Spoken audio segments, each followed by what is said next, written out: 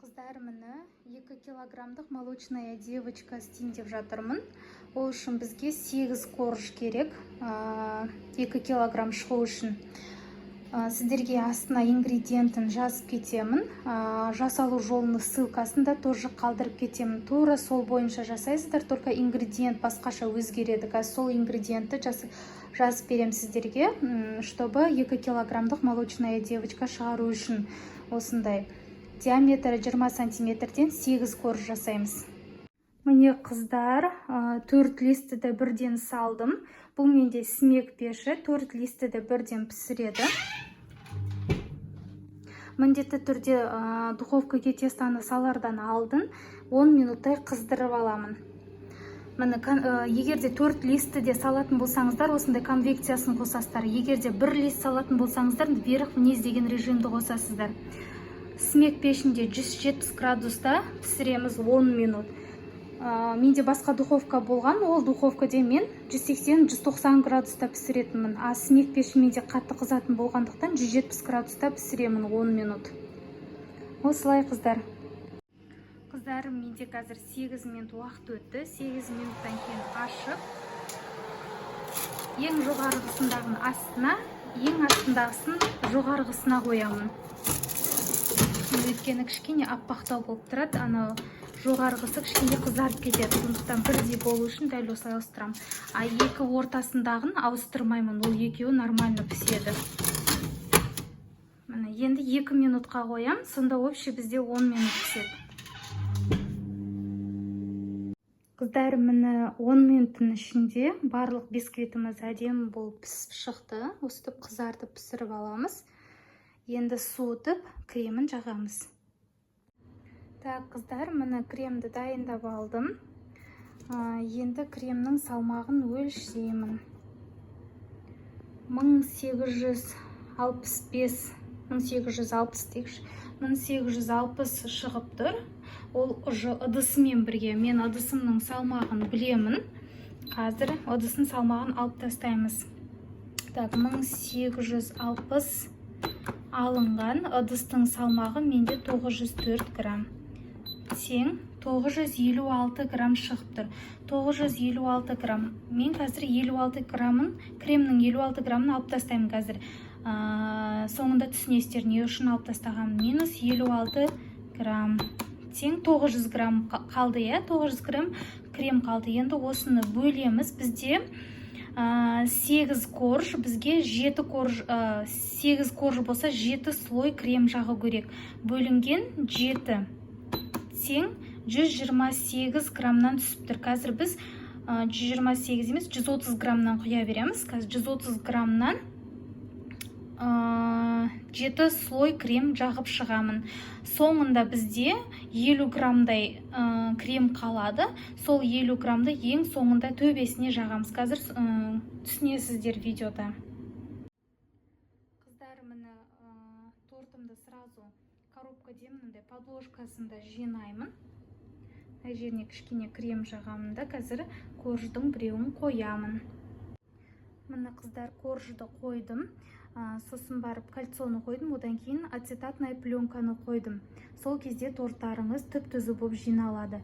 Енді осының үстіне қазір нөлге қойып аламыз. Енді осыған 130 грамм қазір крем саламыз. Міне қыздар, 130 грамм кремді салдым. Енді менде мынандай қисық қасық бар. Осы қисық қасығыммен былай ровно қылып жағып шығамын осының ішіне. Одан кейін үстіне тағы да коржды қоямын. Одан кейін тағы да нөлге қойып алып 130 грамм кремді саламын. Сосын оны да туралап корж, крем солай 8 коржды да барлығында жинап аламыз. Міне қыздар, кремін жақтым. Енді бисквитімізді саламыз, коржымызды саламыз ішіне. Қазір. Міне қыздар, коржды салдым. Енді мынандай картоп езетімен үстін осылай слегка ғана басамыз. Қатты баспаймыз. Қатты бассаңыздар кремдер шығып кетеді. Сондықтан слегка ғана өстіп равнять етіп шығамыз, тегістеп шығамыз. Сол кезде сіздер корждарыңыз теп-тегіс болып, торттарыңыз да теп-тегіс болып шығады. Барлығында дәл осылай жинап аламыз қыздар. Қыздар, міне барлығында жинап болдым. 8 корж, сонда арасында 7 слой крем болды. 7 слой крем. Енді 50 грамм біз алып қаламыз деп айттым, крем. Міне 50 грамм кішкентай алып қалдым. Енді осыны ең жоғарғысына жағамыз. Ең жоғарғы слойды креммен пропитация ету керек. Сол үшін алып қалдым 50 граммды. Міне қыздар, бізде диаметрі 20 сантиметр, биіктігі 10 сантиметр торт шықты. Сыртын қаптаған кезінде салмағы 2 килограмм болады осы торттың. Кейін қазір енді осының барлығында қазір бетіне кремін жағып болғаннан кейін пищевой пленкамен бетін жауып, одан кейін холодильникке кемі 8 сағатқа салып қоямын. 8 сағаттан кейін барып сыртын қаптаймын. Қазір оны да көрсетемін. Қыздар, қазір мен бисквитный мох жасайын деп жатырмын. Декор ретінде керек болады ол маған қазір. Бір жұмыртқа керек, 15 грамм қант керек, сосын 25 грамм ұн, 1 грамм разрыхитель, 1-2 грамм ғой. Менде мына жерде 1 грамм разрыхитель. Сосын краситель керек и және де мынандай кекстің стаканчиктері керек бізге. 7-8 штугы керек. Қазір жұмыртқаға сахар қантты саламыз. Енді осыны жақсылап миксерлеймін, аппақ болып көтерілгенше. 5 минуттай ғой, 5 минут, 3-4 минуттай или кетеді сондай уақыт. Сон қазір аппақ болып көтерілгенше миксерлеймін. Қыздар, мені миксерлеп алдым. Менде 4 минут уақыт кетті осылай миксерлеу үшін. Енді красителімізді қосамыз.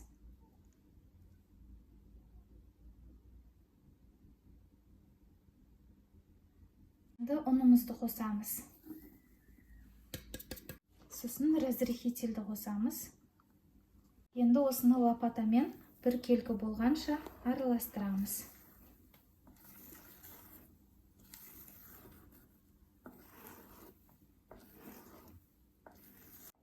Қыздар, мені бір келкі болғанша араластырып алдым. Енді осыны мына стаканчиктерге бөліп құйып шығамыз. Қыздар, мені 7 стаканға құйып шықтым кекстің қағазына. Енді осыны микроволновкаде пісіретін боламыз. Қыздар, мені микроволновкаге салдым жетеуінде. Енді 1,5 минутқа қоямын. Қыздар, мені ровно 1,5 минутта дайын болды. Енді суылған кезде қазір сіздерге бөліп көрсетемін. Қыздар, енді мен қазір шоколадный потеки жасайын деп жатырмын. Ол үшін бізге таза шоколад керек. 150 грамм шоколад и растительное масло 15 грамм керек. Егерде 100 грамм шоколад қолданатын болсаңыз, 10 грамм растительное масло қолданасыз. Сосын краситель бізде, менде мынау жирорастворимый краситель керек міндетті түрде. Шоколадқа жаңағыдай гелевый болмайды, өйткені шоколадтарыңыз іртіп кетеді.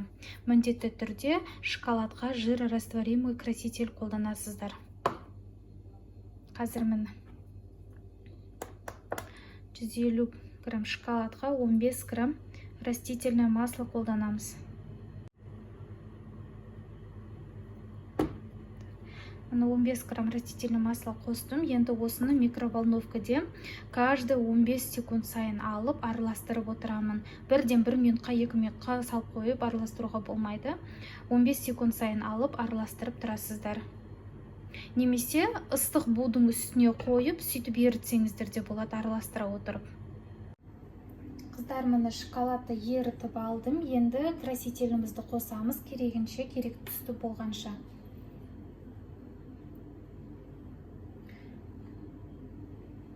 Енді осыны блендермен еземіз.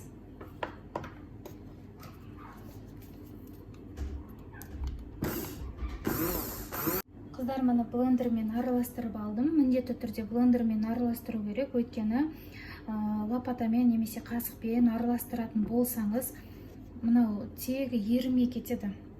Арасында іртік болып тұрады красительдер. Сондықтан блендермен істесеңіз бір келкі болып шығады осылай әп-әдемі болып. Енді осыны торттың сыртына потеки жасаймыз қазір. Қыздар, міне тортты тегістеп алдым. Тегістеу жолын уже бірнеше рет YouTube каналымда көрсеткен болатын. Алдыңғы видеоларымды қарасаңыздар, сол жерден таба аласыздар. Және де торттың сыртын қалай қаптау керек, қаптайтын кремді де жасап көрсеткенмін. Оны да сол YouTube каналымнан тауып ала аласыздар. Мен ссылкасын астына қалдырамын. Және де осындай түсті шығарғыларыңыз келсе, міне осындай краситель аласыздар. Және де бұдан шпажканың ұшымен ғана кремге тегізіп сөйтіп шығарасыздар. Бір капля тегізсеңіздер уже розовый болып кетеді, мынандай пастельный түс шықпайды. Сондықтан шпажканың ұшымен ғана красительді тегізіп кремге жағасыздар. Сол кезде осындай түс шығады сіздерде. Қыздар, міне торттың сыртын қаптағаннан кейін 2 сағатқа, 1-2 сағатқа холодильникке салып қоясыздар. Сол кезде торттың сырты жаңағыдай мұздатылады, салқындайды. Сол кезде потектарыңыз жақсы ұстайды. Немесе асығыс болсаңыздар, торттың сыртын қаптағаннан кейін жарты сағатқа морозильникке салып қойсаңыздар, сол кезде торттың сырты тез қатайып әдемі болады. Сол кезде потек жақсы ұстайды. Мен морозильникке 30 минутқа салып алдым. Енді қазір потек жасаймын.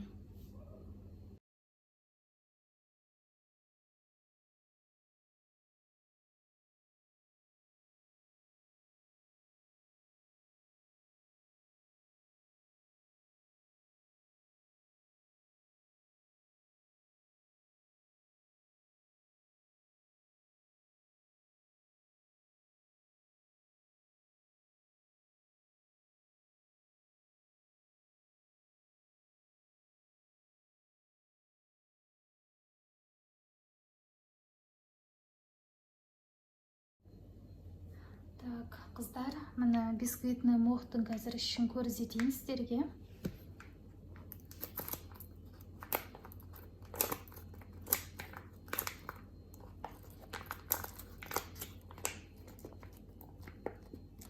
Осындай болып шығады. Енді осыны былай бөліп, былай жыртып сәндей береміз. Осылай сәндей береміз енді. Қазір мен тортымды сәндеп шығамын, одан кейін сіздерге көрсетемін. Қыздар, міне мох осылай сәнделінеді, бірақ та қазір маған түсі ұнамай тұр. Қазір тағы да істеп жіберемін. Жаңа мынандай красительмен істеген болатын. Бұл краситель онша көрінбей қалды мына тортта. Енді қайтадан мына красительмен жасап көремін. Тура сол рецепт бойынша. Өйткені мына түсі қазір үйлеспей қалған сияқты мына тортқа. Сондықтан қазір басынан істеп жіберемін. Так, қыздар, міне тағы да повторно жасап жібердім. Міне енді әдемі болған сияқты, Но это хотя зеленый еді. Енді мынау зеленый болғаннан кейін березовый болып көрініп кетті ғой маған. Бұны мынандай красительмен жасадым. Бұл красительді бірақ қолданатын болсаңыздар, порошковый қолданатын болсаңыздар, жұмыртқамен қантты миксерлеп жатқан кезінде салып жіберуіңіз керек. Сол кезде краситель жаңағыдай ұнтақ болып тұрмайды. Сол қыздар, енді қазір осымен сәндеп шығамын. Міне қыздар, көрініп атса, міне осындай болды. Өте әдемі болды. Енді тортты сәндейміз.